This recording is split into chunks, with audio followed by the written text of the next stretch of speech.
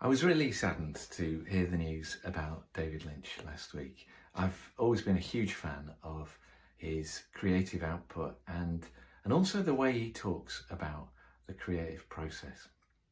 A couple of books I'd like to share in today's tip. The first is his biography, Room to Dream. It is, as you would expect, kind of genre defying. So Christine McKenna, his biographer, would write a chapter.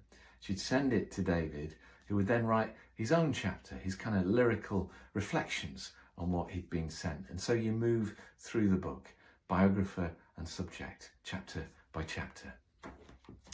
There's also this book, David Lynch, Catching the Big Fish, Meditation, Consciousness and Creativity. And I think the thing that marked out David Lynch and his work was nobody honoured an idea quite like he did. Nobody was prepared to go wherever it took them. There's a chapter called Ask the Idea, and I'd like to read a short extract from this for today's tip. The idea is the whole thing. If you stay true to the idea, it tells you everything you need to know, really.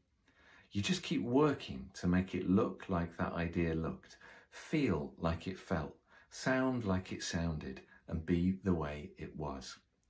And it's weird because when you veer off, you sort of know it.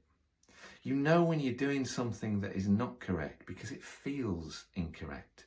It says, no, this isn't like the idea said it was. And when you're getting into it the correct way, it feels correct. It's an intuition. You think your way through. You start one place, and as you go, it gets more and more finely tuned. But all along, it's the idea talking. At some point, it feels correct to you, and you hope that it feels somewhat correct to others.